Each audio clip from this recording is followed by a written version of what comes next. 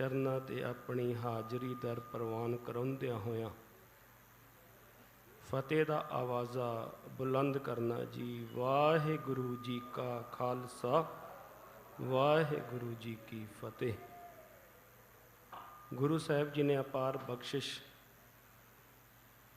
रहमत की कि इस मनुखा जन्म की भज दौड़ तो कुछ समा कुछ सवासे गुरु दे ज्ञान दे नाल लोत पोत होण दा अवसर बख्शिया। गुरु साहब जी फरमान करते हैं, बिन भागा सत संग ना लभे। सो भागहीन जिहड़ा है वो संगत च आके विराज नहीं सकता। बड़े चंगे भाग होण फिर ये सतसंग दीयां घड़ियां जिहड़ियां ने भागां च लिखियां जांदियां ने, बड़े चंगे कर्म होण ते इन्हां कर्मां नूं होर चार चांद उदों लग जांदे ने जदों गुरु पातशाह वल्लों बख्शिश कीतियां बाणियां जिहड़ी सुरत दी उडारी जिहड़ी है सचखंड तक लै जांदियां ने ते वो भी बख्शिश दे पात्र होर बन जाते हैं जिन्हां दे उपरालियां सदका असी इन्हां बाणियां नूं सरवण कर सकते हाँ, विचार कर सकते हाँ ते अपनी सुरत दे विच समा के इस गुरु दे ज्ञान नूं गुरु दे विच असी एकमिक हो सकते हैं। सो चल रही लड़ीवार कथा अधीन बड़े सत्कारयोग सिंह साहब हैड ग्रंथी ज्ञानी हरनाम सिंह जी होना पासों आप जी ने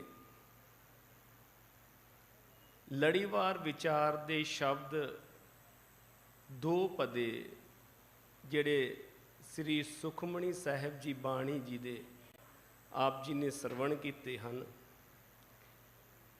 13वीं अष्टपदी दे ये तीसरे अते चौथे पदे नूं आप जी ने सरवण किया है।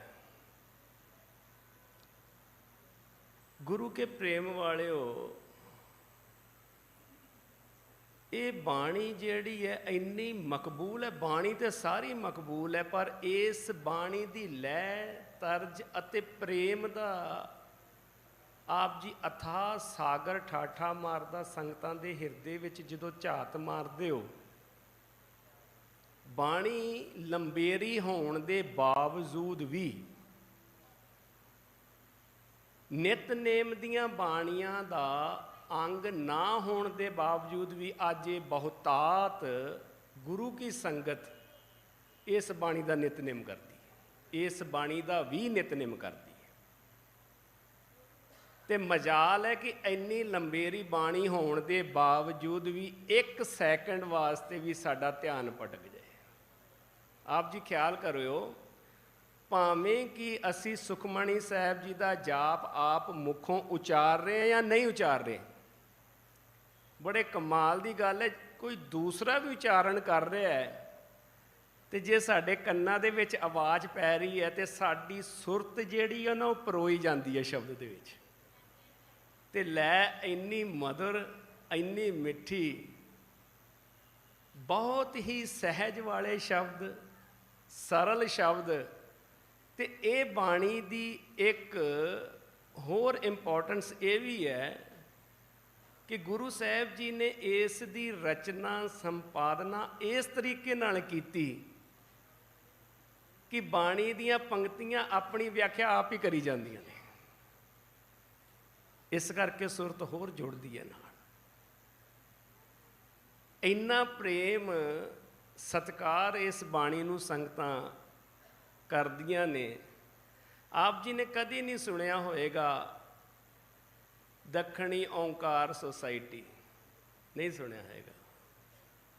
आप जी ने कदी नहीं सुनिया होएगा सद सोसाइटी, ਇਹ ਬਾਣੀ ਇੰਨੀ ਮਕਬੂਲ ਹੈ, ਇੰਨੀ ਪਿਆਰੀ ਹੈ, ਪਰ ਆਪ ਜੀ ਨੇ ਹਰ ਨਗਰ, ਹਰ ਪਿੰਡ, ਆਲ ਓਵਰ ਵਰਲਡ ਵਿੱਚ ਇਹ ਜ਼ਰੂਰ ਸੁਣਿਆ ਹੋਵੇਗਾ, ਸੁਖਮਣੀ ਸੇਵਾ ਸੁਸਾਇਟੀ। ਇਹ ਬਹੁਤ ਵੱਡਾ ਲਗਾ ਦਾ ਇੱਕ ਦ੍ਰਿਸ਼ਟਾਂਤ ਹੈ ਸਾਡੇ ਸਾਹਮਣੇ। ਤੇ ਪੰਚਮ ਪਾਤਸ਼ਾਹ ਗੁਰੂਦੇਵ ਨੇ ਵਾਰੇ ਵਾਰੇ ਜਾਈਏ ਆਪਣੇ ਗੁਰੂ ਤੋਂ, ਬਲਹਾਰ ਜਾਈਏ, ਐਸੇ ਗੁਰ ਕੋ ਬਲ ਬਲ ਜਾਈਏ। ਜਿੰਨੀ ਵਾਰ ਵੀ ਜਾਈਏ ਘੱਟ ਹੈ। ਇਸ ਬਾਣੀ ਦੀ ਬੜੀਆਂ ਹੀ ਖੂਬਸੂਰਤੀਆਂ ਨੇ। ਜੇ ਇਸ ਨੂੰ ਇੱਕ ਵਿਗਿਆਨੀ ਪੜ੍ਹਦਾ ਹੈ ਨਾ, ਤੇ ਉਸ ਨੂੰ ਵਿਗਿਆਨ ਦੇ ਰਤਨ ਲੱਭਦੇ ਨੇ ਇਹਦੇ ਵਿੱਚੋਂ। ਮੱਤ ਵਿੱਚ ਰਤਨ ਜਵਾਹਰ ਮਾਣਕ, ਜੇ ਇੱਕ ਗੁਰ ਕੀ ਸਿੱਖ ਸੁਣੀ। ਤੇ ਜੇ ਕੋਈ ਇਸ ਨੂੰ ਫਿਲਾਸਫਰ ਪੜ੍ਹਦਾ ਹੈ ਤੇ ਉਸ ਨੂੰ ਫਿਲਾਸਫੀ ਵਾਲੇ ਫੁੱਲ ਖਿੜੇ ਦਿਖਦੇ ਨੇ। ਜੇ ਇਸ ਨੂੰ ਕੋਈ ਭਗਉਤੀ ਪੜ੍ਹਦਾ ਹੈ, ਜੋਗੀ ਪੜ੍ਹਦਾ ਹੈ, ਸਿੱਧ ਪੜ੍ਹਦਾ ਹੈ, ਆਪਣੀ ਆਪਣੀ ਸੁਰਤ ਦੀ ਦ੍ਰਿਸ਼ਟੀ ਦੇ ਨਾਲ। ਤੇ ਜੇ ਕੋਈ ਇਸ ਨੂੰ ਸਾਇੰਟਿਸਟ ਪੜ੍ਹਦਾ ਹੈ ਤੇ ਫਿਰ ਇਸ ਸੰਸਾਰ ਦੀ ਉਤਪਤੀ ਤੇ ਪਰਲੋ ਉਹ ਵੀ ਹੈ ਇਹਦੇ ਵਿੱਚ। ਤੇ ਜੇ ਇਸ ਨੂੰ ਕੋਈ ਗੁਰੂ ਕਾ ਸਿੱਖ ਪੜ੍ਹਦਾ ਤੇ ਸਤਿਗੁਰ ਸਿੱਖ ਕੇ ਬੰਧਨ ਕਾਟੇ, ਉਹ ਵੀ ਇਹਦੇ ਵਿੱਚ। ਸਤਿਗੁਰੂ ਵੀ ਹੈ ਇਹਦੇ ਵਿੱਚ, ਸੰਤ ਵੀ ਹੈ ਇਹਦੇ ਵਿੱਚ, ਬ੍ਰਹਮ ਗਿਆਨੀ ਵੀ ਹੈ ਇਹਦੇ ਵਿੱਚ, ਸਿੱਧ ਵੀ ਹੈ ਇਹਦੇ ਵਿੱਚ, ਜੋਗੀ ਵੀ ਨੇ ਇਹਦੇ ਵਿੱਚ, ਖੰਡ ਬ੍ਰਹਿਮੰਡ 9 ਖੰਡ ਵੀ ਨੇ ਇਹਦੇ ਵਿੱਚ। ਤੇ ਸਾਹਿਤ ਦਾ ਇੰਨਾ ਵਿਸਥਾਰ, ਮਾਨੋ ਜੇ ਇੱਕ ਸ਼ਬਦ ਦੇ ਵਿੱਚ ਬਾਣੀ ਦੀ ਉਸਤਤ ਕਰਨੀ ਹੋਵੇ ਨਾ, ਤੇ ਇਸ ਤਰੀਕੇ ਨਾਲ ਹੈ ਕਿ ਸਾਡੇ ਹੱਥ ਦੇ ਵਿੱਚ ਇੱਕ ਗੁੜ ਦੀ ਢੇਲੀ ਹੈ, ਗੁੜ ਹੈ। ਉਸ ਨੂੰ ਆਪ ਜੀ ਭਾਵੇਂ ਸੱਜੇ ਪਾਸਿਓਂ ਛਕੋ ਤਾਂ ਵੀ ਉਹ ਮਿੱਠਾ ਹੈ, ਤੇ ਭਾਵੇਂ ਖੱਬੇ ਪਾਸਿਓਂ ਛਕੋ ਤਾਂ ਵੀ ਉਹਦੇ 'ਚ ਮਿਠਾਸ ਹੈ। ਸੁਖਮਣੀ ਸਾਹਿਬ ਜੀ ਦੀ ਬਾਣੀ ਇਸ ਤਰ੍ਹਾਂ ਦੀ, ਜੈਸੀ ਮਨਸ਼ਾ ਕਰਕੇ ਅਸੀਂ ਪੜ੍ਹਦੇ ਹਾਂ, ਜੋ ਅਸੀਂ ਇਹਦੇ ਵਿੱਚ ਖੋਜਣਾ ਚਾਹੁੰਦੇ ਹਾਂ, ਜੋ ਸਾਡੀ ਮਨਸ਼ਾ ਹੈ, ਗੁਰੂ ਸਾਹਿਬ ਇਸ ਬਾਣੀ ਦੇ ਵਿੱਚ ਉਸ ਚੀਜ਼ ਦੇ ਦ੍ਰਿਸ਼ਟਾਂਤ ਦੀਆਂ ਲੜੀਆਂ ਲਗਾ ਦਿੰਦੇ ਨੇ, ਕਮਾਲ ਕਰ ਦਿੰਦੇ ਨੇ। ਵਿਆਖਿਆ ਦੇ ਵਿੱਚ ਤੇ ਸ਼ਬਦਾਂ ਦੇ ਵਿੱਚ ਇਸ ਬਾਣੀ ਨੂੰ ਸਮੋਇਆ ਨਹੀਂ ਜਾ ਸਕਦਾ।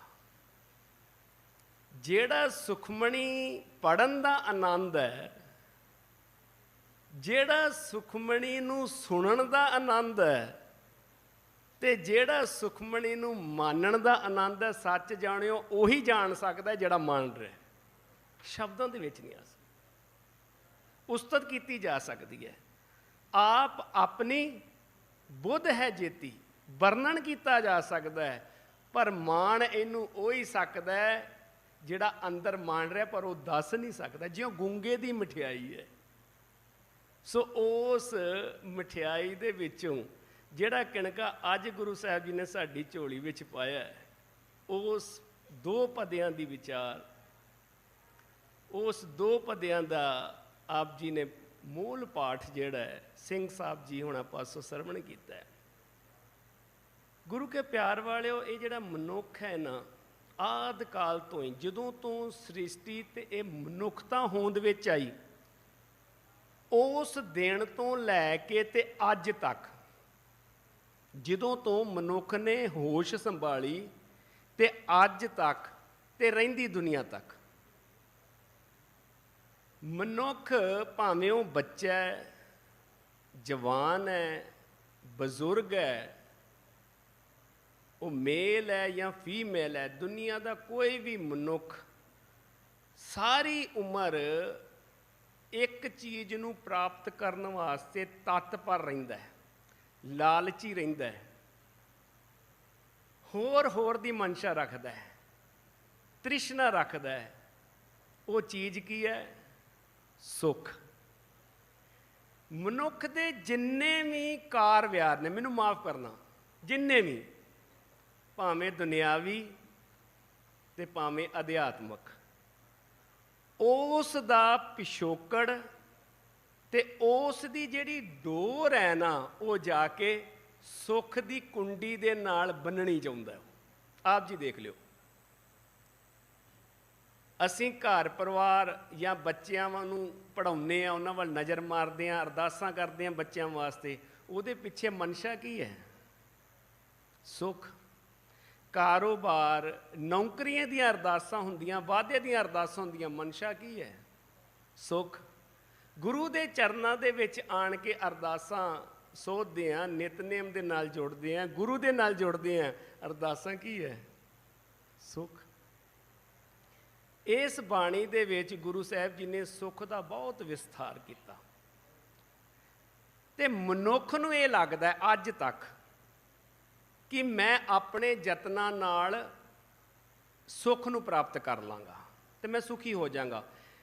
ਤੇ ਮਨੁੱਖ ਉਹ ਸੁੱਖ ਜਿਹੜਾ ਹੈ ਆਪਣੇ ਡਿਸੀਜ਼ਨ ਦੇ ਮੁਤਾਬਕ ਚਾਹੁੰਦਾ ਹੈ ਕਿ ਅੱਜ ਮੇਰੇ ਕੋਲ ਛੋਟੀ ਗੱਡੀ ਹੈ, ਕੱਲ੍ਹ ਨੂੰ ਵੱਡੀ ਗੱਡੀ ਹੋ ਜਾਏਗੀ ਤੇ ਮੈਂ ਸੁਖੀ ਹੋ ਜਾਊਂਗਾ। ਅੱਜ ਕੋਈ ਧੀ ਪੁੱਤਰ ਨਹੀਂ ਮੇਰਾ, ਕੱਲ੍ਹ ਨੂੰ ਕੋਈ ਪੁੱਤਰ ਹੋ ਜਾਊਗਾ, ਮੈਂ ਸੁਖੀ ਹੋ ਜਾਊਂਗਾ।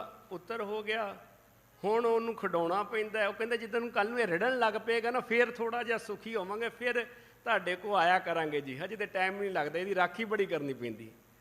ਹੁਣ ਉਹ ਰਿੜਨ ਲੱਗ ਪਿਆ, ਸੁਖੀ ਕੀ ਹੋਣੇ? ਹੁਣ ਉਹਦਾ ਜ਼ਿਆਦਾ ਧਿਆਨ ਰੱਖਣਾ ਪੈਂਦਾ, ਕਿਉਂਕਿ ਅੱਗ ਵਾਲੇ ਪਾਸੇ ਤੇ ਫਰਿੱਜ ਵਾਲੇ ਪਾਸੇ, ਪੱਖੇ ਵਾਲੇ ਪਾਸੇ ਜ਼ਿਆਦਾ ਭੱਜ ਜਾਂਦਾ।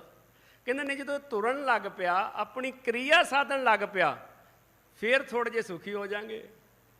ਇਹ ਪੜ੍ਹ ਲੇਗਾ, ਇਹ ਬੱਚੇ ਸੈੱਟ ਹੋ ਜਾਣਗੇ, ਫਿਰ ਸੁਖੀ ਹੋ ਜਾਣਗੇ। ਬੱਚਿਆਂ ਦਾ ਆਨੰਦ ਕਾਰਜ ਹੋ ਜਾਏਗਾ, ਫਿਰ ਸੁਖੀ ਹੋ ਜਾਣਗੇ। ਬੱਚਿਆਂ ਦੇ ਗਾੜੀ ਬੱਚੇ ਹੋ ਜਾਣਗੇ, ਫਿਰ ਸੁਖੀ ਹੋ ਜਾਣਗੇ। ਸੋ ਮਨੁੱਖ ਜਿਹੜਾ ਆਪਣੀਆਂ ਕਾਮਨਾਵਾਂ ਨੂੰ ਪੂਰਨ ਕਰਨ ਦੇ ਪਿੱਛੇ ਉਹਦੀ ਜਿਹੜੀ ਉਪੇਖਸ਼ਾ ਹੈ ਨਾ, ਉਹ ਹੈ ਸੁੱਖ। ਤੇ ਆਪ ਜੀ ਹੈਰਾਨ ਹੋਵੋਗੇ, ਇਹ ਉਪੇਖਸ਼ਾ ਤੇ ਇਹ ਤ੍ਰਿਸ਼ਨਾ ਇੰਨੀ ਵੱਧ ਜਾਂਦੀ ਹੈ ਕਿ ਉਸ ਨੂੰ ਉਹਦੀ ਲਾਲਚਾ ਇੰਨੀ ਵੱਧ ਜਾਂਦੀ ਹੈ ਕਿ ਜਿਹੜਾ ਵੀ ਮੈਨੂੰ ਫੁਰਨਾ ਆ ਰਿਹਾ ਨਾ, ਇਹ ਫੁਰਨਾ ਤੱਕ ਇੱਕ ਫੁਰਨਾ ਤੱਕ ਸੱਚ ਹੋ ਜੇ ਮੇਰਾ, ਫਿਰ ਮੈਂ ਸ਼ਾਇਦ ਸੁਖੀ ਹੋ ਜਾ। ਇਸੇ ਫੁਰਨਿਆਂ ਨੂੰ, ਇਸੇ ਕਾਮਨਾਵਾਂ ਨੂੰ ਮਾਨਣ ਵਾਸਤੇ ਫਿਰ ਬੜੇ ਸ਼ਬਦ ਜਿਹੜੇ ਉਪਜ ਹੋਏ। ਜਿਸ ਤਰੀਕੇ ਨਾਲ ਆਦਿ ਕਾਲ ਤੋਂ ਆਪ ਜੀ ਜਾਣਦੇ ਹੋ, ਇਹਨਾਂ ਸੁੱਖਾਂ ਨੂੰ ਮੁੱਖ ਰੱਖ ਕੇ ਮਣੀਆਂ ਜਿਹੜੀਆਂ ਨਾ ਉਹ ਉਜਾਗਰ ਹੋ ਗਈਆਂ ਕਿ ਇੱਕ ਵਸਤ ਐਸੀ ਵੀ ਹੈ ਜਿਹੜੀਆਂ ਤੇਰੀਆਂ ਕਾਮਨਾਵਾਂ ਪੂਰੀਆਂ ਕਰ ਦੇਣਗੀ। ਉਹ ਕਹਿੰਦੇ ਜੀ ਕਿਹੜੀ ਜੁਗਤੀ ਹੈ? ਕਹਿੰਦਾ ਜੀ ਚਿੰਤਾਮਣੀ। ਇਸ ਨੂੰ ਚਿੱਤਮਣੀ ਵੀ ਆਖਿਆ ਜਾਂਦਾ ਹੈ, ਇਸ ਨੂੰ ਚੇਤਨਮਣੀ ਵੀ ਆਖਿਆ ਜਾਂਦਾ, ਇਸ ਨੂੰ ਚਿੰਤਾਮਣੀ ਵੀ ਆਖਿਆ ਜਾਂਦਾ। ਇਹਦੇ ਪਿੱਛੇ ਲੌਜਿਕ ਕੀ ਕੰਮ ਕਰਦਾ ਹੈ ਕਿ ਤੂੰ ਜੋ ਸੋਚੇਂਗਾ ਉਹ ਹੋ ਜਾਏਗਾ, ਸ਼ਾਇਦ ਫਿਰ ਮੈਂ ਸੁਖੀ ਹੋ ਜਾ। ਕਹਿੰਦੇ ਜੇ ਤੈਨੂੰ ਪਾਰਸਮਣੀ ਪ੍ਰਾਪਤ ਹੋ ਜੇ ਨਾ ਤੇ ਫਿਰ ਤੂੰ ਸੁਖੀ ਹੋ ਜਾਏਗਾ। ਹੁਣ ਸੋਚ ਲਈਏ ਗੁਰੂ ਕੇ ਪਿਆਰ ਵਾਲਿਓ, ਪਾਰਸ ਮਿਲ ਗਿਆ, ਧਨ ਦੌਲਤ ਪਦਾਰਥ ਵੱਧ ਜਾਣਗੇ। ਕਹਿੰਦੇ ਉਹ ਤੇ ਔਖਾ, ਅੱਜ ਤੱਕ ਕਿਸੇ ਨੇ ਦੇਖਿਆ ਨਹੀਂ। ਘੱਟੋ ਘੱਟ ਕਿਤੇ ਤੈਨੂੰ ਨਾਗਮਣੀ ਮਿਲ ਜੇ ਨਾ। ਇਸ ਕਰਕੇ ਤੁਸੀਂ ਦੇਖਿਆ ਕਈ ਕਥਾ ਕਹਾਣੀਆਂ, ਕਈ ਮਿਥਿਹਾਸ ਇਹਦੇ ਇਰਦ ਗਿਰਦ ਘੁੰਮਦੇ ਨੇ। ਇਹ ਸਾਰੀਆਂ ਮਣੀਆਂ ਜਿਹੜੀਆਂ ਨੇ, ਇਹਨਾਂ ਦੀਆਂ ਕਥਾ ਕਹਾਣੀਆਂ, ਇਹਦੇ ਪਿੱਛੇ ਜਿਹੜਾ ਲੌਜਿਕ ਉਹ ਸੁੱਖ ਦਾ ਹੀ ਹੈ। ਪਰ ਗੁਰੂ ਸਾਹਿਬ ਜੀ ਨੇ ਸਾਰੀਆਂ ਮਣੀਆਂ ਹੋਣ ਦੇ ਬਾਵਜੂਦ ਆਪਣੇ ਪਿਆਰੇ ਗੁਰਸਿੱਖਾਂ ਦੇ, ਇਸ ਖਲਕਤ ਦੇ, ਇਸ ਸੰਸਾਰ ਦੇ ਹਿਰਦੇ ਰੂਪੀ ਝੋਲੀ ਦੇ ਵਿੱਚ ਇੱਕ ਮਣੀ ਹੋਰ ਪਾਈ, ਜਿਹਦਾ ਨਾਂ ਹੈ ਧੰਨ ਧੰਨ ਸ੍ਰੀ ਸੁਖਮਣੀ ਸਾਹਿਬ। ਸੁਖਮਣੀ ਪਾਈ।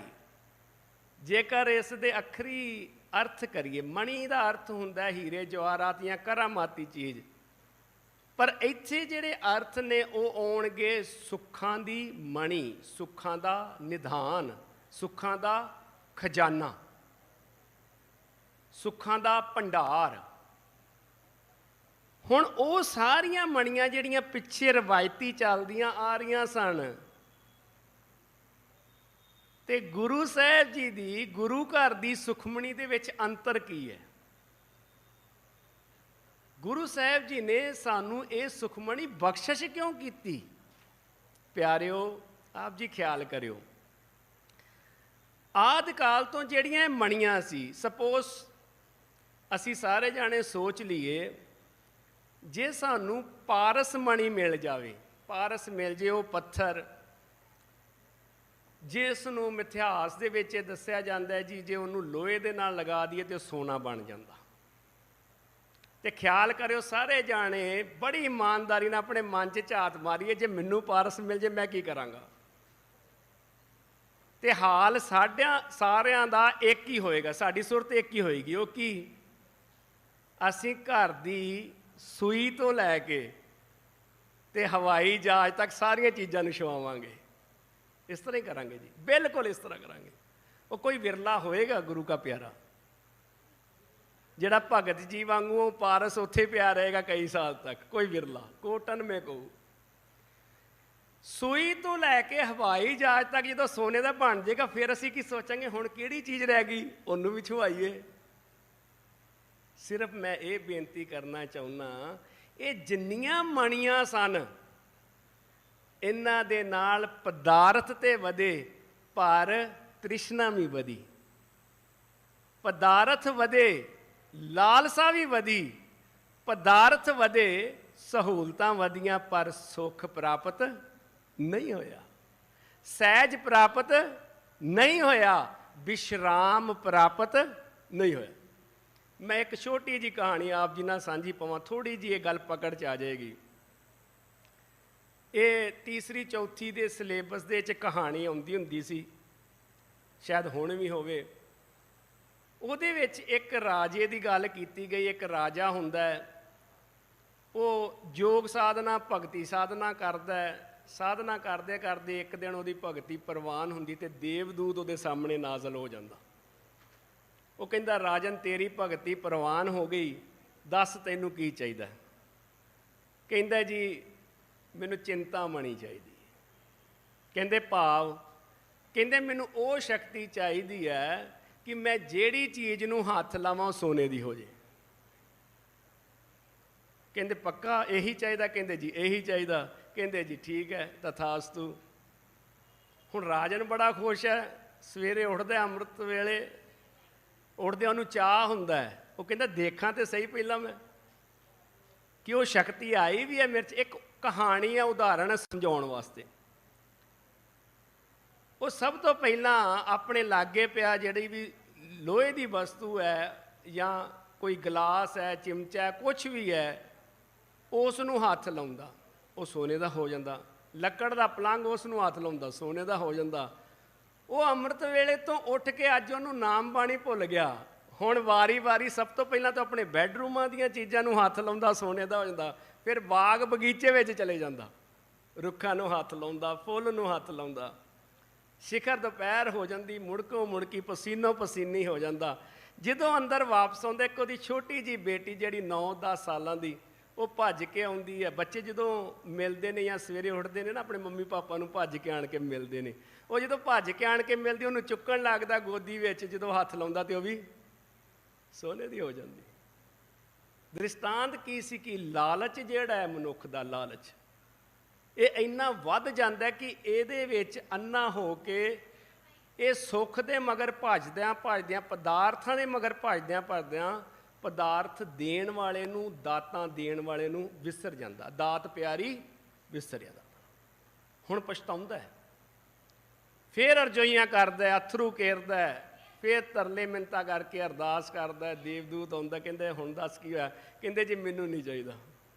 ਕਹਿੰਦੇ ਕਿਉਂ? ਕਹਿੰਦਾ ਮੇਰੀ ਬੇਟੀ ਸੋਨੇ ਦੀ, ਜਿਹਦੇ ਵਾਸਤੇ ਮੈਂ ਸਭ ਕੁਝ ਕਰ ਰਿਹਾ ਸੀ, ਪਹਿਲਾਂ ਦਾ ਸਭ ਕੁਝ ਕਰ ਦਿਓ। ਕਹਿਣ ਦਾ ਭਾਵ ਇਹ ਗੁਰੂ ਕੇ ਪਿਆਰ ਵਾਲਿਓ, ਆਦਿ ਕਾਲ ਤੋਂ ਲੈ ਕੇ ਹੁਣ ਤੱਕ ਜਿਹੜੀਆਂ ਮਣੀਆਂ ਸਨ, ਉਹ ਲਾਲਚ ਤੇ ਵਧਾ ਸਕਦੀਆਂ ਸਨ, ਤ੍ਰਿਸ਼ਨਾ 'ਚ ਅੰਧਾ ਤੇ ਕਰ ਸਕਦੀਆਂ ਸਨ, ਪਰ ਸਹਿਜ ਸੰਤੋਖ ਤੇ ਵਿਸ਼ਰਾਮ ਨਹੀਂ ਸੀ ਦੇ ਸਕਦੀਆਂ। ਕੇਵਲ ਤੇ ਕੇਵਲ ਸੰਸਾਰ ਤੇ ਇੱਕੋ ਹੀ ਮਣੀ ਹੈ ਜਿਹੜੇ ਗੁਰੂ ਪਾਤਸ਼ਾਹ ਨੇ ਆਪਣੇ ਸਿੱਖਾਂ ਦੀ ਝੋਲੀ ਵਿੱਚ ਪਾਈ ਹੈ। ਉਹ ਮਣੀ ਕਿਹੜੀ ਹੈ? ਸੁਖਮਣੀ, ਸੁਖ ਅੰਮ੍ਰਿਤ ਪ੍ਰਭ ਨਾਮ ਭਗਤ ਜਨਾਂ ਕੇ।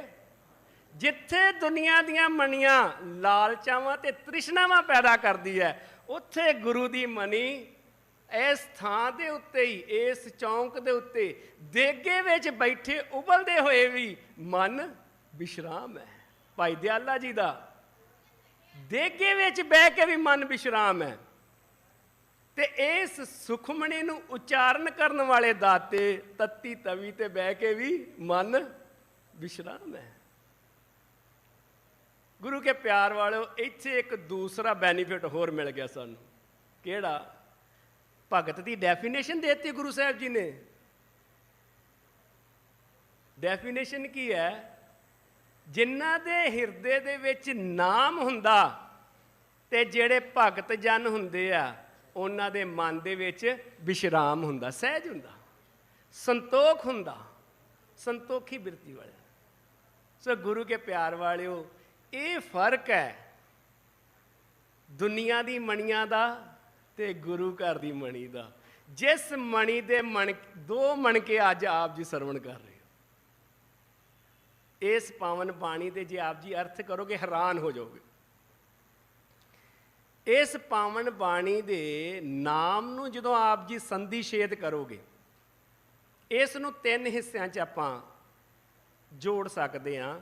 ਪਹਿਲਾ ਹਿੱਸਾ ਹੈ ਸੁਖ, ਦੂਸਰਾ ਹਿੱਸਾ ਹੈ ਮਨ, ਤੀਸਰਾ ਹਿੱਸਾ ਹੈ ਈੜੀ ਨੂੰ ਬਿਆਰੀ ਈ। ਸੁਖ, ਮਨ, ਈ। ਗੁਰੂ ਸਾਹਿਬ ਜੀ ਕਹਿੰਦੇ ਮੇਰੇ ਪਿਆਰਿਆ, ਆਪਣੇ ਮਨ ਨੂੰ ਦੱਸ ਦੇ, ਕੇਵਲ ਤੇ ਕੇਵਲ ਸੰਸਾਰ 'ਚ ਜੇ ਸੁੱਖ ਹੈ, ਜੋ ਇਸ ਬਾਣੀ 'ਚ ਮੈਂ ਅੰਕਿਤ ਕਰ ਚੱਲਿਆ, ਇਹੀ ਸੁੱਖ ਹੈ। ਸੁੱਖ ਮਨ ਇਹੀ ਸੁੱਖ ਹੈ।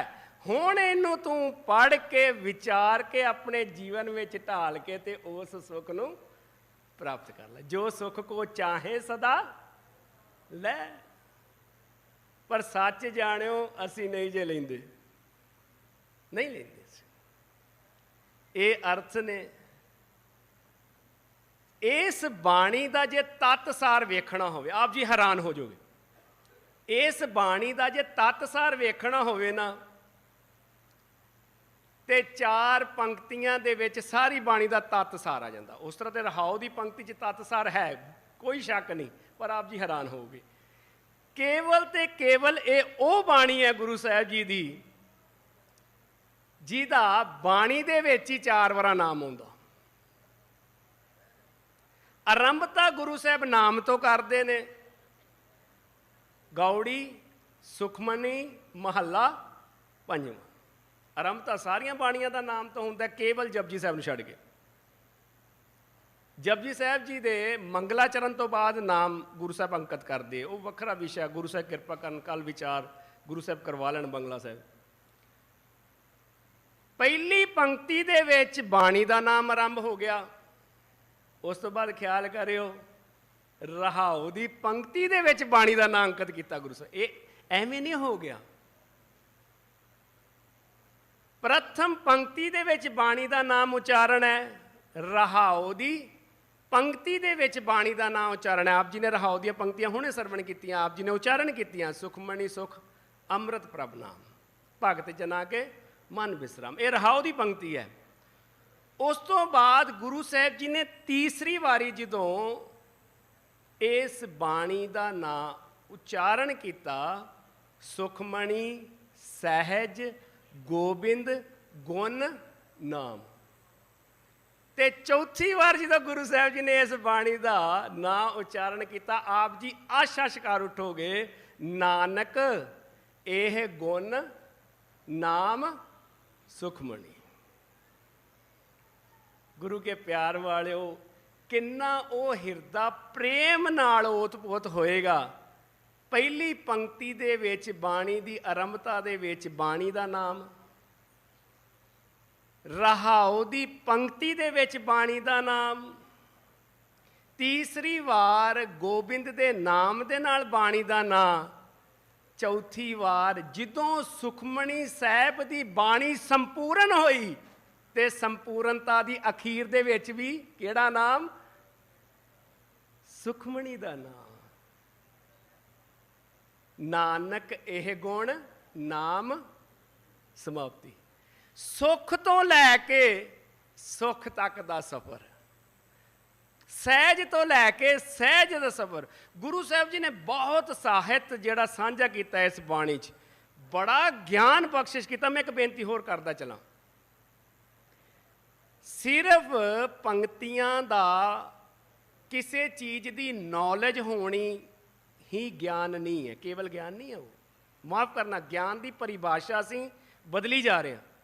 ਕਿਸੇ ਚੀਜ਼ ਬਾਰੇ ਸਿਰਫ ਪਤਾ ਹੋਣਾ, ਜਾਣਨਾ ਗਿਆਨ ਨਹੀਂ ਹੈ, ਕੇਵਲ ਅਧੂਰਾ ਗਿਆਨ ਹੈ। ਸੰਪੂਰਨ ਗਿਆਨ ਉਦੋਂ ਹੈ ਜਦੋਂ ਉਸ ਗਿਆਨ ਨੂੰ ਮੰਨਿਆ ਜਾਵੇ, ਜਦੋਂ ਮੰਨਿਆ ਜਾਵੇ।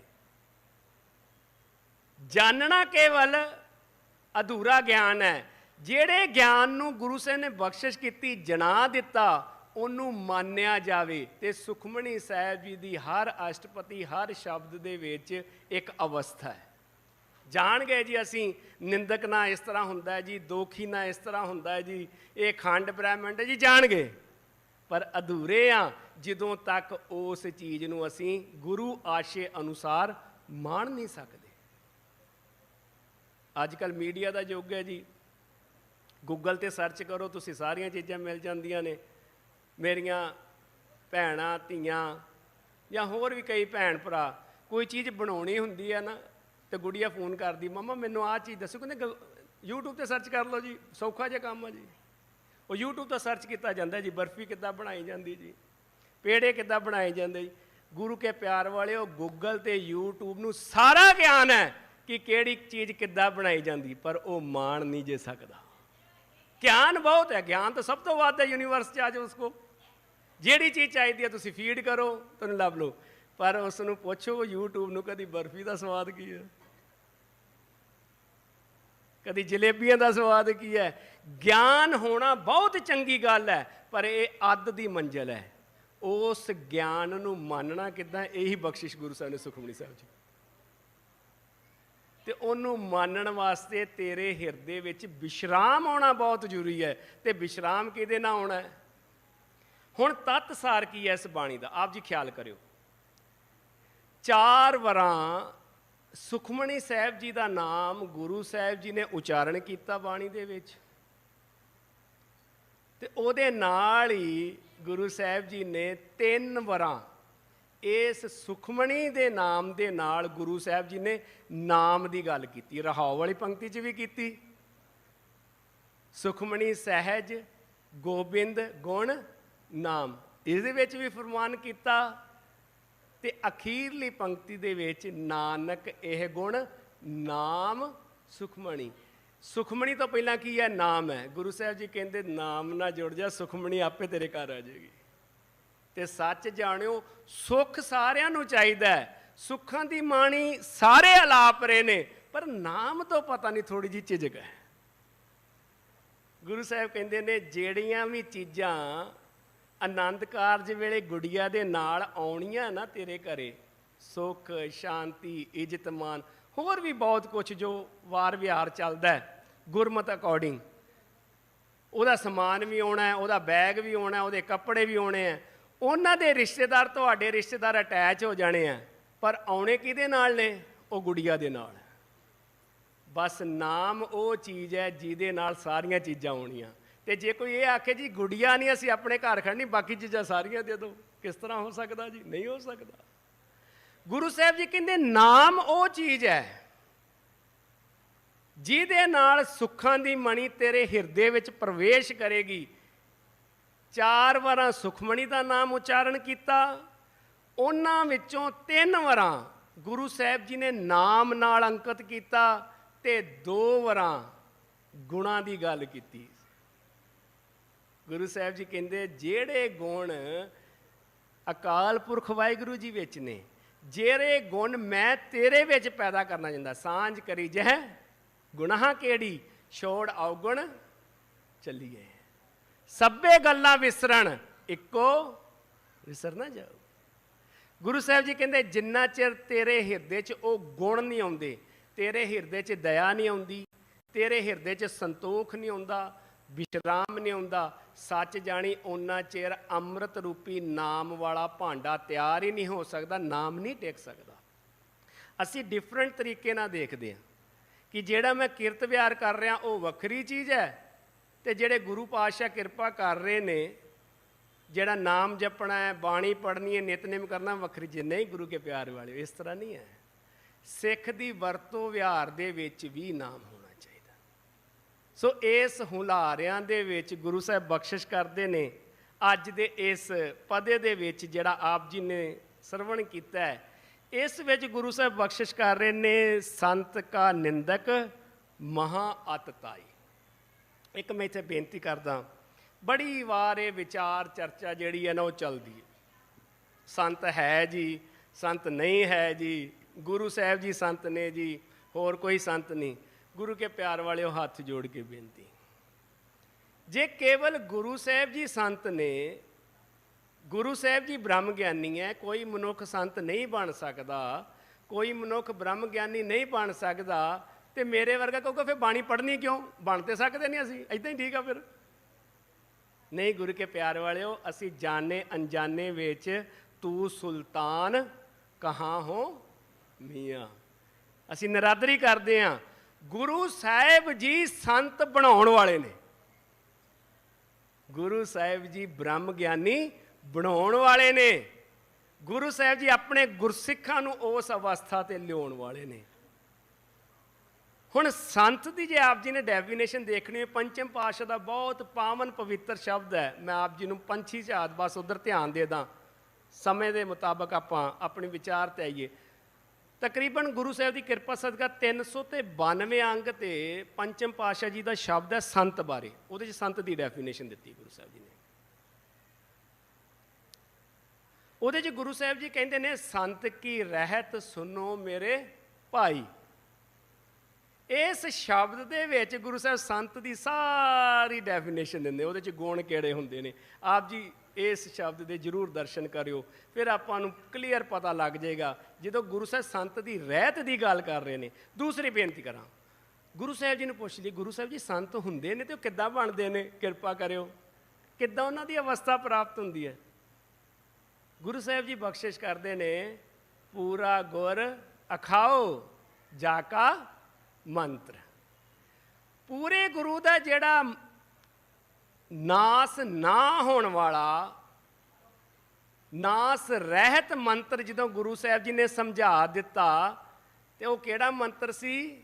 ਅੰਮ੍ਰਿਤ ਦ੍ਰਿਸ਼ਟ ਪੇਖੈ ਹੋਏ ਸੰਤ।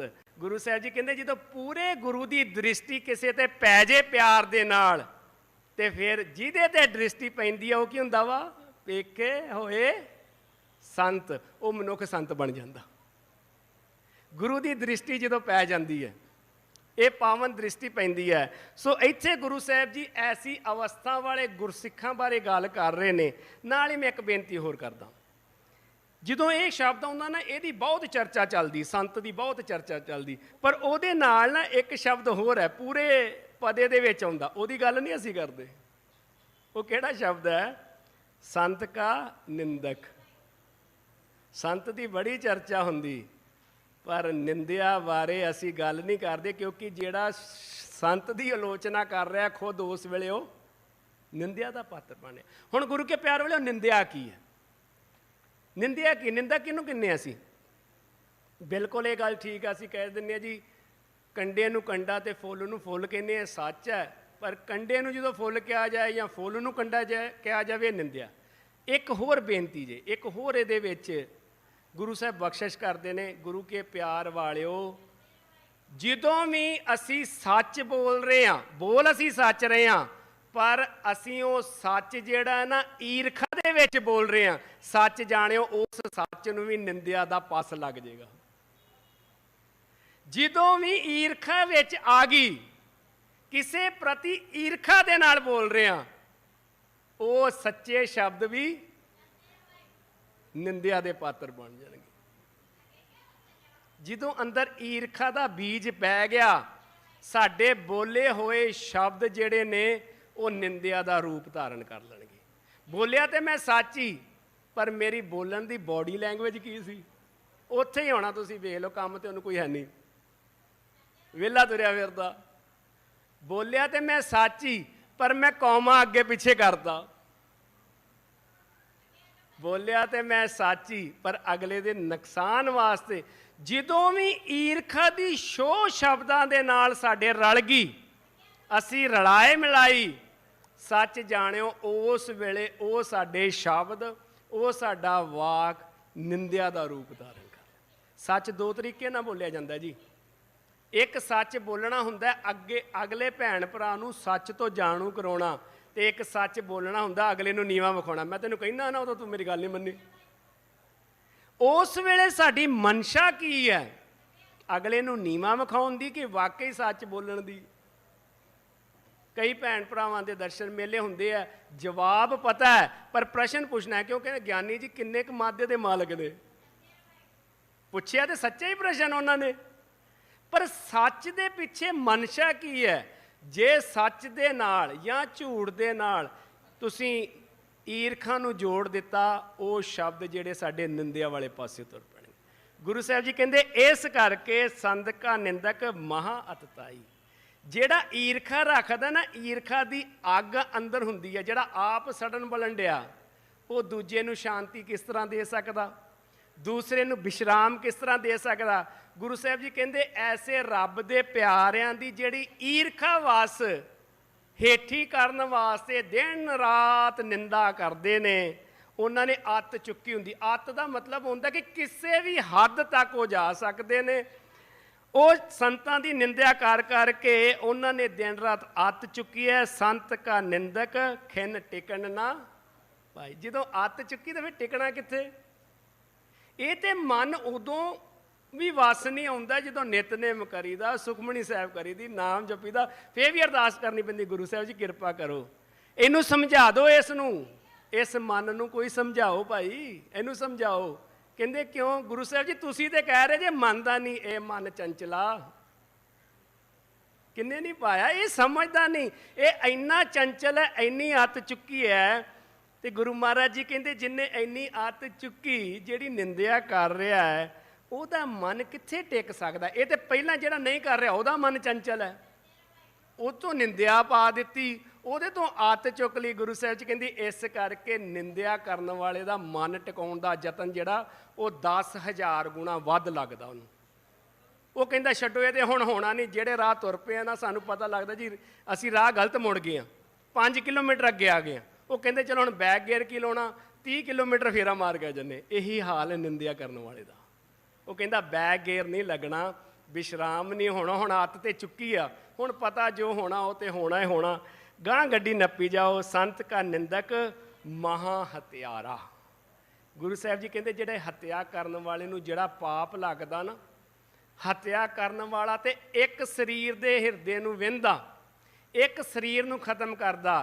ਕਹਿੰਦੇ ਪਰ ਸੰਤ ਦਾ ਜਿਹੜਾ ਨਿੰਦਕ ਹੈ ਨਾ, ਉਹ ਨਿੰਦਿਆ ਕਰਕੇ ਪਤਾ ਨਹੀਂ ਕਿੰਨੇ ਗੁਰਮੁਖ ਪਿਆਰਿਆਂ ਦੇ ਰੂਹਾਂ ਦੇ ਦਿਲਾਂ ਨੂੰ ਵਿਰੁੰਧਰਦਾ। ਗੁਰੂ ਸਾਹਿਬ ਜੀ ਦੇ ਸਤਿਕਾਰ ਦੇ ਵਿੱਚ ਹਰ ਸਿੱਖ ਜਿਹੜਾ ਨਮਸਤਕ ਹੁੰਦਾ ਹੈ, ਪਰ ਕਿਤੇ ਵੀ ਕੋਈ ਹਿਰਦੇ ਨੂੰ ਵਿਲੁੰਦਰ ਵਾਲੀ ਗੱਲ ਆਉਂਦੀ ਤੇ ਅੱਖ ਨਮ ਹੁੰਦੀ, ਹਰ ਸਿੱਖ ਦੀ ਹੁੰਦੀ। ਉਸ ਤਰੀਕੇ ਦੇ ਨਾਲ ਇਹ ਬਹੁਤ ਵੱਡਾ ਹੱਤਿਆ ਦਾ ਪਾਪ ਨਿੰਦਿਆ ਕਰਕੇ, ਗੁਰਮੁਖਾਂ ਦੀ ਨਿੰਦਿਆ ਕਰਕੇ, ਈਰਖਾ ਕਰਕੇ, ਦਵੈਸ਼ ਕਰਕੇ ਇਹ ਨਿੰਦਕ ਜਿਹੜਾ ਹੈ ਇਹ ਚੱਲਦਾ ਹੈ। ਸੰਤ ਕਾ ਨਿੰਦਕ ਪਰਮੇਸ਼ਰ ਮੁਆਰਾ। ਸਿਰਫ ਮਨੁੱਖ ਦੀ ਹੱਤਿਆ ਨਹੀਂ, ਉਹ ਰੱਬ ਦੇ ਪਿਆਰਿਆਂ ਦੀ ਹੱਤਿਆ। ਗੁਰੂ ਕੇ ਪਿਆਰ ਵਾਲਿਓ, ਗੁਰੂ ਸਾਹਿਬ ਜੀ ਇਸ ਦਰ ਦੇ ਮਾਲਕ ਆਪ ਫਰਮਾਨ ਕਰਦੇ ਨੇ, ਕਹਿੰਦੇ ਦੋ ਚੀਜ਼ਾਂ ਰਹਿਣੀਆਂ ਜੇ। ਹੁਣ ਗੱਲ ਇਹ ਕਿ ਸੰਤ ਹੈ ਕਿ ਨਹੀਂ ਹੈ? ਗੁਰੂ ਸਾਹਿਬ ਜੀ ਫਰਮਾਨ ਕਰਦੇ ਨੇ ਦੋ ਚੀਜ਼ਾਂ ਰਹਿਣੀਆਂ ਜੀ। ਕਿਹੜੀਆਂ ਜੀ? ਨਾਮ ਰਹਿਓ, ਸਾਧੂ ਰਹਿਓ, ਰਹਿਓ ਗੁਰ ਗੋਬਿੰਦ। ਕਹਿੰਦੇ ਪਰਮੇਸ਼ਰ 'ਚ ਤੇ ਗੁਰੂ 'ਚ ਫਰਕ ਨਹੀਂ, ਤੇ ਗੁਰਮੁਖਾਂ 'ਚ ਤੇ ਗੁਰੂ 'ਚ ਫਰਕ ਨਹੀਂ। ਇਸ ਕਰਕੇ ਜਦੋਂ ਤੂੰ ਗੁਰਮੁਖਾਂ ਦੇ ਬੋਲ ਕਬੋਲ ਕਰਦਾ, ਈਰਖਾ ਵਸ ਨਿੰਦਿਆ ਕਰਦਾ, ਤੂੰ ਇਹ ਨਾ ਸੋਚੀ ਹਥਿਆਰਾ ਕਿਹਾ ਤੇ ਤੂੰ ਕਿਸੇ ਸਰੀਰ ਨੂੰ ਮਾਰਨ ਡਿਆ। ਅਸਲ ਵਿੱਚ ਇਹ ਐਡਾ ਵੱਡਾ ਪਾਪ ਹੈ, ਪਰਮੇਸ਼ਰ ਮਾਰਾ। ਇੱਕ ਮਨੁੱਖ ਦੀ ਤੂੰ ਹੱਤਿਆ ਕਰਦਾ, ਤੈਨੂੰ ਪਾਪ ਲੱਗਦਾ, ਤੈਨੂੰ ਦੇਣਾ ਪੈਂਦਾ। ਤੂੰ ਇਹ ਸਮਝ ਕੇ ਨਿੰਦਿਆ ਕਰੀ ਕਿਸੇ ਗੁਰਮੁਖ ਪਿਆਰੇ ਦੀ ਕਿ ਮੈਂ ਪਰਮੇਸ਼ਰ ਦਾ ਕਾਨ ਕਰ ਰਿਹਾ, ਮੈਂ ਪਰਮੇਸ਼ਰ ਨੂੰ ਮਾਰ ਰਿਹਾ, ਮੈਂ ਪਰਮੇਸ਼ਰ ਦੀ ਹੱਤਿਆ ਕਰ ਰਿਹਾ। ਕਾਰਨ ਕਿਉਂ? ਕਿਉਂਕਿ ਉਹ ਪਰਮੇਸ਼ਰ ਉਸ ਸੰਤ ਦੇ ਹਿਰਦੇ ਵਿੱਚ ਬੈਠਾ, ਜਿਹਦੀ ਤੂੰ ਨਿੰਦਿਆ ਕਰ ਰਿਹਾ। ਇਸ ਕਰਕੇ ਤੂੰ ਐਡਾ ਵੱਡਾ ਪਾਪ ਜਿਹੜਾ ਨਾ ਕਰ, ਪਰ ਨਿੰਦਿਆ ਕਰਨ ਵਾਲੇ ਹਟਦੇ ਨਹੀਂ।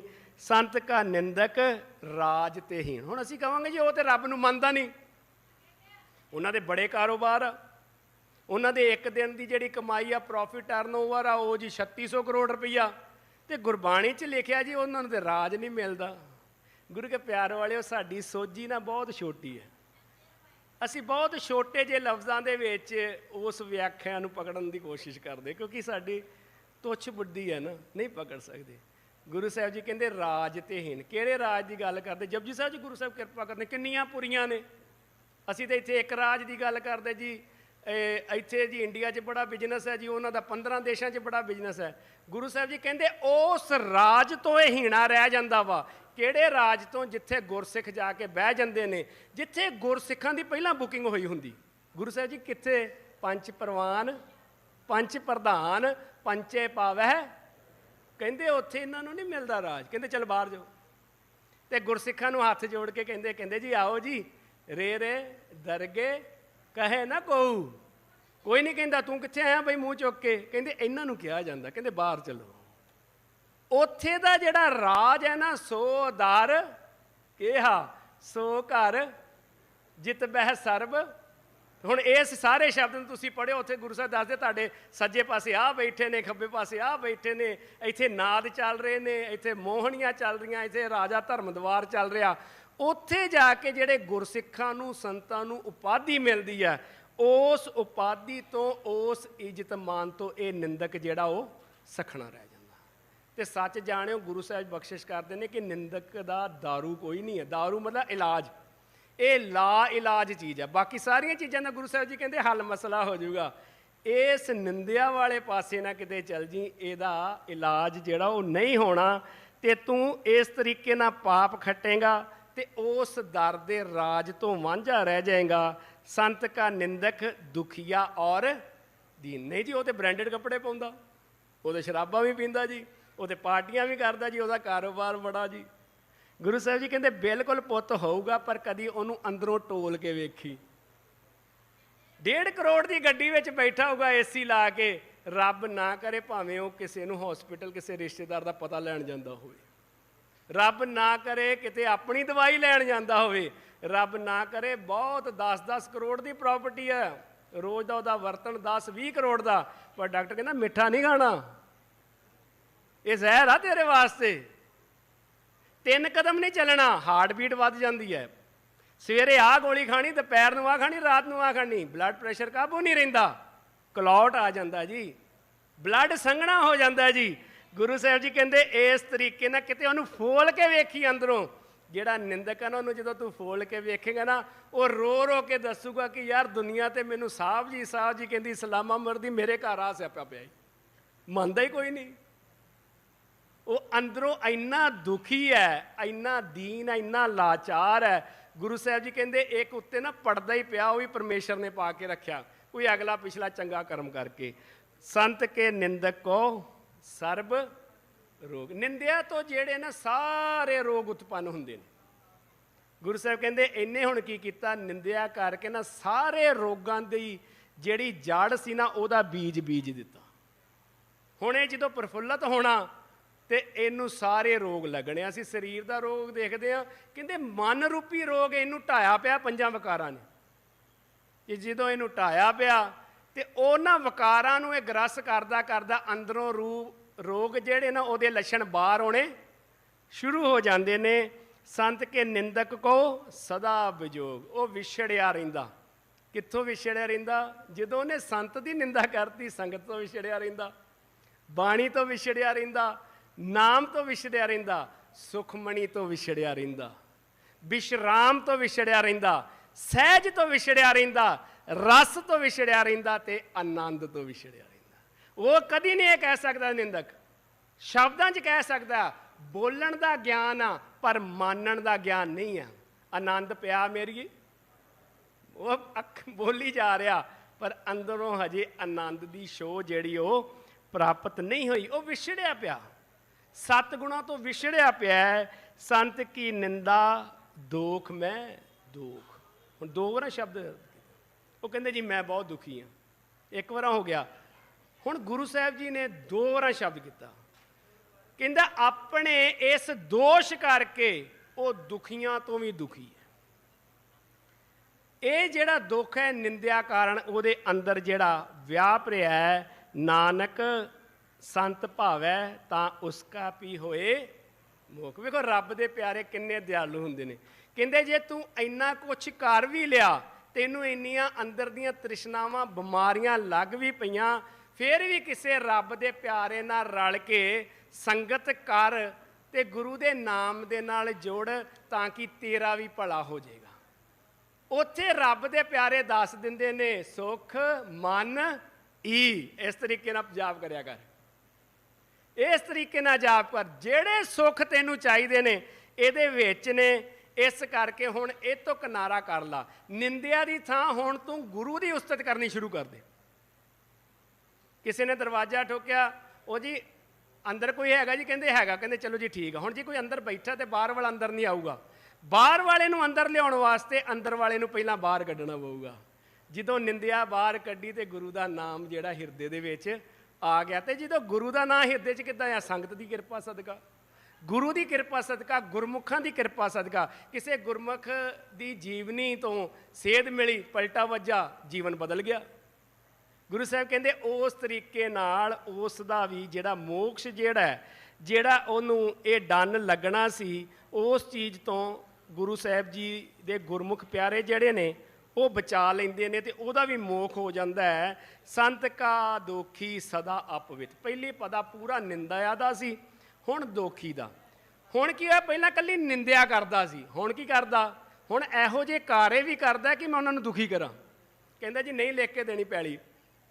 ਪਹਿਲਾਂ ਕਮਿਟਮੈਂਟ ਕਰ ਲਈ ਗੁਰੂ ਘਰ ਵਾਸਤੇ, ਵਿਦਿਆਲੇ ਵਾਸਤੇ, ਸਕੂਲ ਵਾਸਤੇ। ਕਹਿੰਦਾ ਨਹੀਂ ਜੀ ਇਹਨਾਂ ਨੂੰ ਕਿੱਦਾਂ ਪਤਾ ਲੱਗੂਗਾ, ਪਾਲਾ ਕਿਹਦੇ ਨਾਲ ਪਿਆ ਇਹਨਾਂ ਦਾ।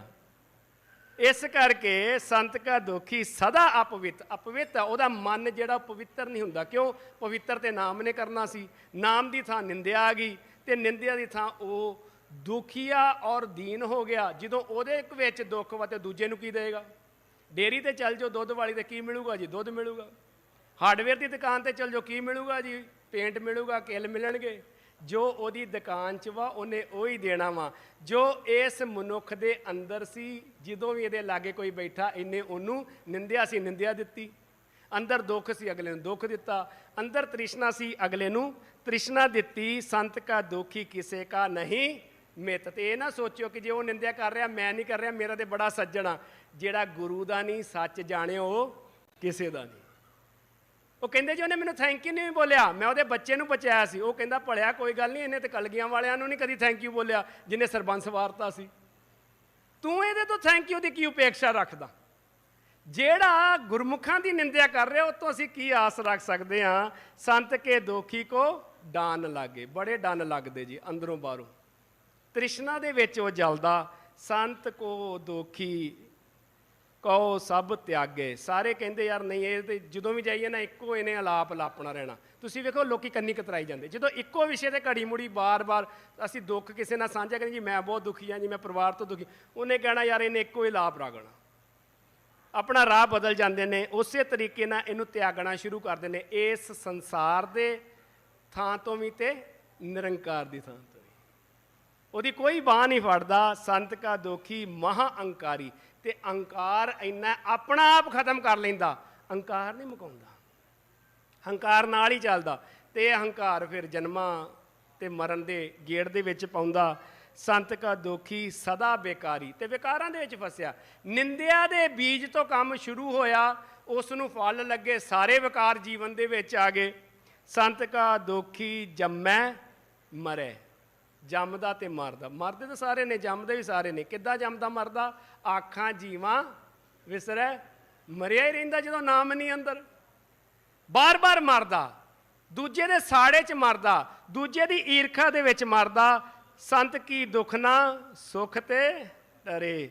ਇਹ ਜਿਹੜਾ ਨਾ ਇਹਨੂੰ ਸੁੱਖ ਨਹੀਂ ਕਦੀ ਮਿਲਦਾ। ਸੁੱਖ ਕੰਨੀ ਕਤਰਾ ਕੇ ਦੂਜੇ ਪਾਸੋਂ ਦੀ ਨੱਸ ਜਾਂਦਾ। ਇਹ ਨਿੰਦਿਆ ਕਰਕੇ ਇਹਨੂੰ ਇੰਨੇ ਦੁੱਖ ਜਿਹੜੇ ਝੱਲਣੇ ਪਏ। ਸੰਤ ਕੇ ਦੋਖੀ ਕੋ ਨਾ ਹੀ ਠਾਉ।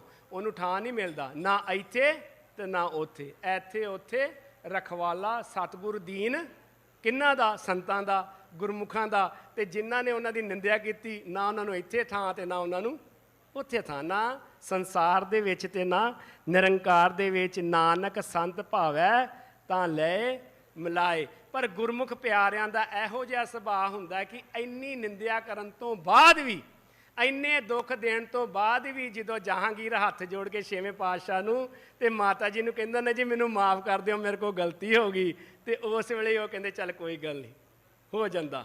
ਬਹਾਦਰ ਸ਼ਾਹ ਆਣ ਕੇ ਜਦੋਂ ਕਲਗੀਆਂ ਵਾਲੇ ਪਾਤਸ਼ਾਹ ਨੂੰ ਕਹਿੰਦਾ ਨਾ ਮੈਨੂੰ ਮਾਫ ਕਰ ਦਿਓ ਜੀ, ਮੇਰੇ ਪਿਤਾ ਨੇ ਵੱਡੇ ਵੱਡੇ ਜ਼ੁਲਮ, ਗੁਰੂ ਸਾਹਿਬ ਵੇਖੋ ਇਹ ਤੋਂ ਵੱਡਾ ਕੀ ਜ਼ੁਲਮ ਹੋ ਸਕਦਾ ਕਿ ਬੱਚਿਆਂ ਨੂੰ ਸ਼ਹੀਦ ਕਰਵਾ ਦੇਣਾ। ਪਰ ਉਸ ਵੇਲੇ ਗੁਰੂ ਸਾਹਿਬ ਜੀ ਕਹਿੰਦੇ ਚੱਲ ਕੋਈ ਗੱਲ ਨਹੀਂ, ਜੋ ਭਾਣਾ ਵਾਪਰਨਾ ਸੀ ਉਹ ਵਾਪਰ ਗਿਆ, ਨਾਨਕ ਸੰਤ ਭਾਵੇ ਤਾਂ ਲਏ ਮਿਲਾਏ, ਫੇਰ ਬਖਸ਼ ਦਿੰਦਾ। ਜੋ ਇਸ ਦਰ ਤੇ ਆਉਂਦਾ ਉਹਨੂੰ ਬਖਸ਼ ਦਿੰਦਾ ਵਾ, ਬਖਸ਼ਣਹਾਰ ਵਾ। ਗੁਰੂ ਕੀ ਕਿਰਪਾ ਸਦਕਾ ਗੁਰੂ ਸਾਹਿਬ ਜੀ ਨੇ ਵਿਚਾਰ ਆਪ ਜੀ ਨਾਲ ਸਾਂਝੀ ਕੀਤੀ, ਕਰਵਾਈ। ਬੋਲਦੇ ਆ ਏਕ ਨਹੀਂ ਅਨੇਕ ਪ੍ਰਕਾਰ ਦੀਆਂ ਭੁੱਲਾਂ ਚੁੱਕਾਂ ਗਲਤੀਆਂ ਹੋ ਜਾਂਦੀਆਂ ਨੇ। ਗੁਰੂ ਸਾਹਿਬ ਗੁਰੂ ਕੀ ਸੰਗਤ ਬਖਸ਼ਣਯੋਗ ਹੈ। ਹੋਈਆਂ ਗਲਤੀਆਂ ਦੀ ਖਿਮਾ ਬਖਸ਼ਣੀ ਜੀ, ਫਤਿਹ ਦੀ ਸਾਂਝ ਪਾਉਣੀ। ਵਾਹਿਗੁਰੂ ਜੀ ਕਾ ਖਾਲਸਾ, ਵਾਹਿਗੁਰੂ ਜੀ ਕੀ ਫਤਿਹ।